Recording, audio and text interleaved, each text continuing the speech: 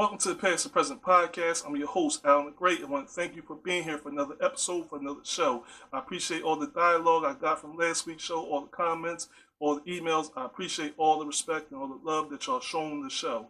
Also, if you haven't done it yet, please hit that subscribe button. Also, don't forget to ring those bells so you get notifications for every time a new episode is released. Hit the like button. Let the world know how you feel. Let me know how you feel about the show.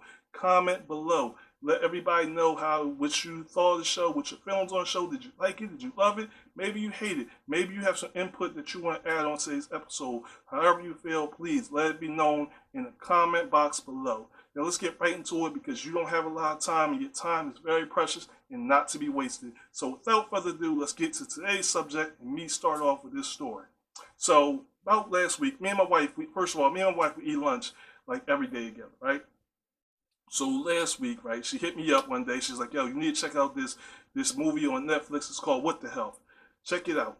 All right, so I was like, yeah, I'll check it out in a few minutes. So I was busy, so I didn't get right to it. So then about half hour, 2 hour and a half went by. She texted me back again, yo, did you watch it yet? You really need to check out the show. Now I'm intrigued. So I look at the show, and like 15 minutes in, then she texts me again, like, yeah, maybe you shouldn't watch the show before we go eat lunch. Now, why did she say that? Quick synopsis, and spoiler alert to y'all who haven't watched the show yet, What the Hell on Netflix. Basically what they was talking about was how processed meats such as cold cuts and other processed meats as well as dairy is linked to cancer and diabetes. Yeah, I was on my way to Chick-fil-A. That's Netflix. I was on my way to Chick-fil-A, right? I was on my way to Chick-fil-A, give me a chicken sandwich with some mayonnaise and ketchup on that joint, some fries, some waffle fries, and Dr. Pepper. And before I got that, I'm hearing about a goddamn TV show about how processed food and dairy is linked to cancer. Last thing I need to hear before you go and eat is how the food you're eating can possibly make you sick, right? So should I not have went? Listen, I went. I don't know what's in Chick-fil-A food, but I was ready to risk it all for that. So I went to Chick-fil-A, and as I ate my chicken sandwich, my wife ate chicken nuggets. We started having a conversation, and then my mind started to think, what else are we digesting? What else are we putting in our bodies without thinking about the consequences or repercussions of what we're putting in our bodies? I know we go to Whole Foods, we try to eat food that's gluten-free and that's organic, that don't have pesticides. I know we try to do yoga and we try to go to Planet Fitness to make sure we exercise, to keep our body healthy, to keep ourselves in shape, especially because summer's coming. I get all that. But what about your mind? What about your body and your spirit? What are you feeding that? What are you feeding those things? See, I started thinking about some other things. I started thinking about some events that happened over the last 2 weeks. I thought about what happened with the surviving R.kelly situation. He met with Gayle King in his outburst while he was trying to deny and convince society that he didn't commit the crimes that he's being accused of. Then I thought about the Neverland documentary about Michael Jackson. Then I thought about the New Zealand shooting where over 96 people were killed in a mosque in one of the most peaceful countries in this world. Then I thought about the college scandal, where several celebrities paid gentlemen to manipulate their kids' college applications and also lie so that their kids can get into Ivy League schools as well as USC and these top schools. I started thinking about all that. And what's the connection with what we're feeding our mind? Just bear with me for a second, people. Just bear with me. I also thought about the Jessie Smollett situation, where he accused 2 men of wearing MAGA hat and committing a hate crime against him by tying a noose around his neck while wearing MAGA hats and pouring bleach on him while he was on his way to Subway at 12 o'clock at night in Chicago. I don't know what time Subway closed in Chicago. I just don't know no Subways that's open 24 hours. I don't know. Maybe there's some truth there, maybe not. Point is, that story got debunked, and even though he went on Good Morning America and he talked to Robin Roberts about how this hate crime, and he's the gay Tupac, come to find out that there is no truth to this, that the whole crime was staged. And it made me start to think about what are we digesting? What are we putting in only our bodies, but what are we putting in our minds? What would let a man who's a successful actor on a great show, Empire, lead him to stage an attack, a hate crime? Was he trying to bring more light to the gay community in their plight, in their struggle for equality, for respect in society?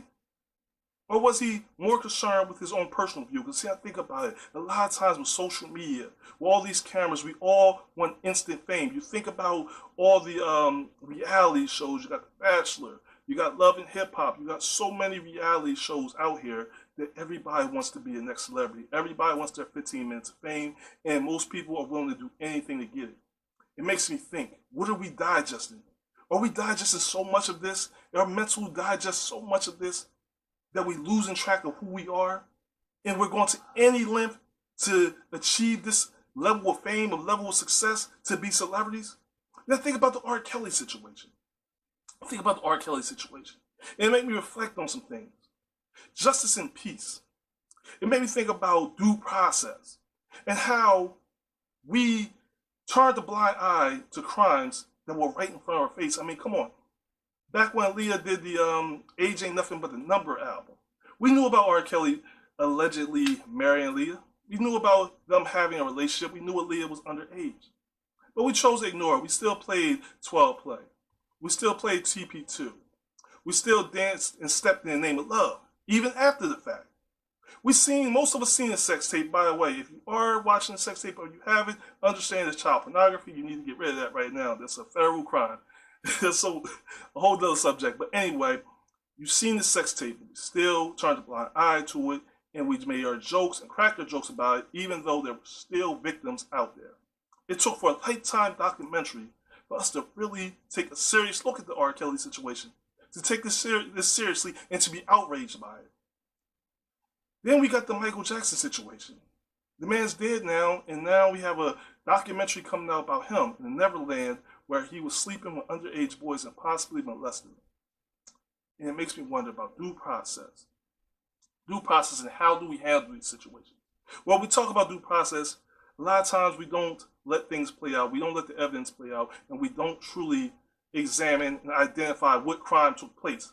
A lot of times, this goes back to us feeding our mental, because we're so quick to judgment. We're so quick in the court of public opinion to make a decision and conviction on somebody without ever reviewing the evidence. And it's not to say that R. Kelly or Michael Jackson's guilty or they're innocent.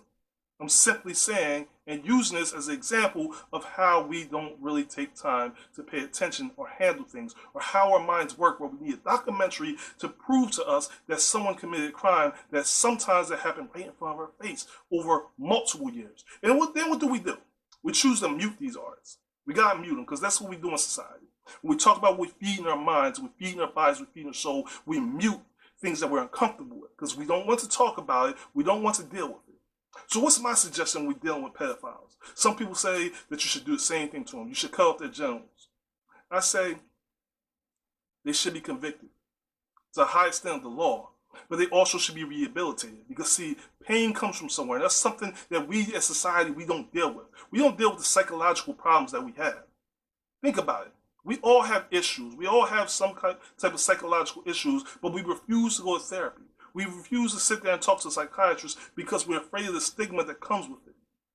And even more further, we're afraid to help people out with these issues because of the stigma that comes with it. Because we're afraid that we're being sympathetic to these people who commit these crimes. The reality is we're not being sympathetic to people who commit crimes. We may be preventing future crimes from happening by trying to deal with the situation and try to rehabilitate and understand why and what someone's doing. So we gotta rethink things. We gotta reevaluate things, reflect on things of what are we doing and what we're feeding our mind. What are you eating? That's the thing you gotta think about. Then you gotta think about this, okay? The crime that happened in New Zealand. One of the most peaceful places on earth, New Zealand. So peaceful that the police don't even often carry guns. So peaceful. People, women, children, men are at a mosque praying. Now we know all the convictions of a Muslim person, or point of view and the stigma that comes with Muslim people in this country and around the world, and all the nasty things are said about Muslim people. But we also know that a lot of times people don't truly take the time to understand the true religion and understand what Muslims are and what they truly stand for. See, we rather sit there and compare every Muslim to ISIS or to Al-Qaeda and just think that they're all the same. In reality, it's not. But we can't examine what the true culture of Muslims is, because if you're a Christian, then you don't want to go too far out of being a Christian. If you're Catholic, you're Jewish, you don't really want to stray too far out of that. You don't want to get information. Once again, what we feed in our minds, what are we eating?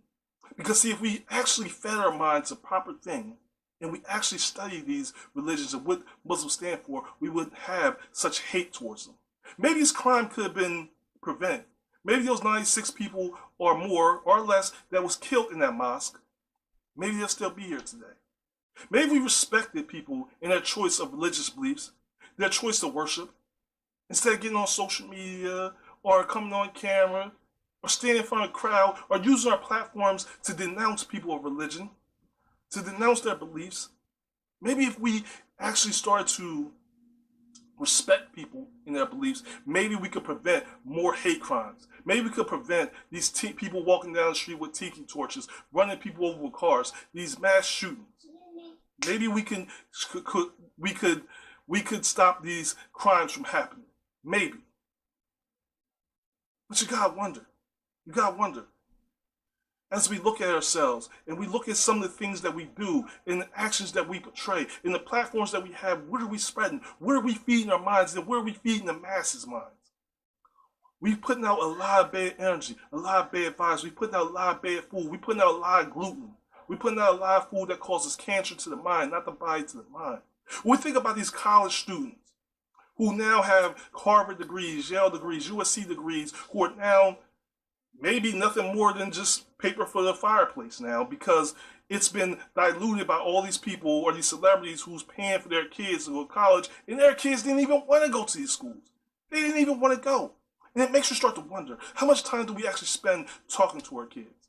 How much time do you spend talking to your kids rather than whooping them, beating on them, telling them to be quiet? How many times you sit there and spend time with your child rather than sitting there giving your child a tablet or a phone or put a TV in front of them or a video game from them? How much are you trying to put into your child? Find out what your child wants to do instead of putting the football in their hand, basketball in their hand, and telling them come be a superstar because you're trying to live your life, your misfortunes through them.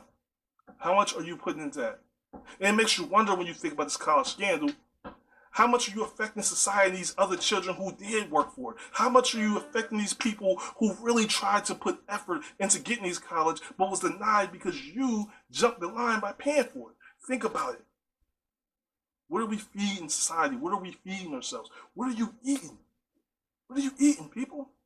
It's time for a change. And while we're thinking about our diets and what we put in our bodies, maybe we need to think about our minds, our mental. Because we love comparing our child or blaming our children for all the problems that's happening in the world.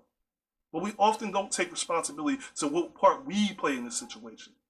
Yeah, of course, we can sit here and blame the Jessie Smollett for trying to get a little bit extra shine. Maybe he was going to get kicked off Empire. We don't know. Maybe he got so addicted to fame that he felt the need to stage this crime just to get a little bit extra attention. But maybe Jessie Smollett could use that platform that he has, that great platform he has to bring light to the gay community in their plight, to some of the struggles they have for equality and respect in society.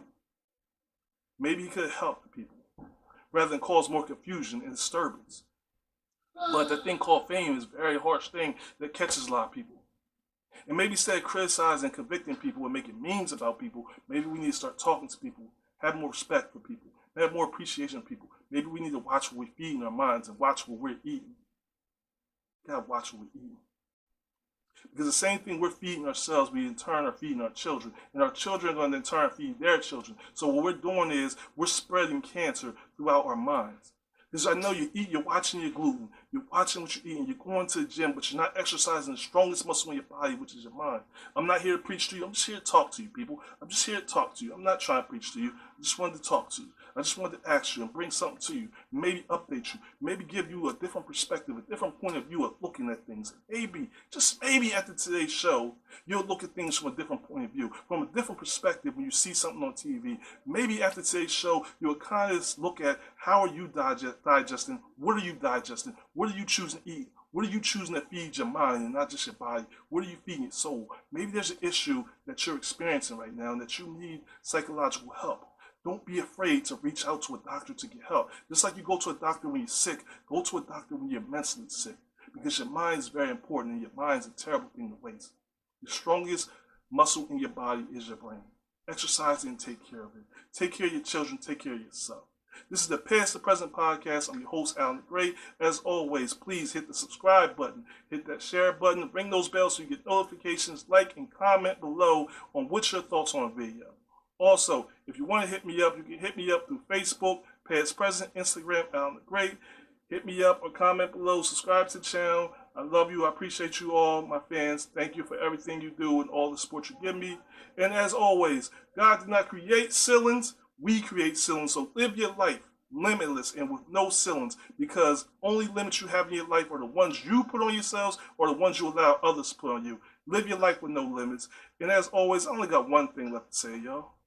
Stay tuned. Peace.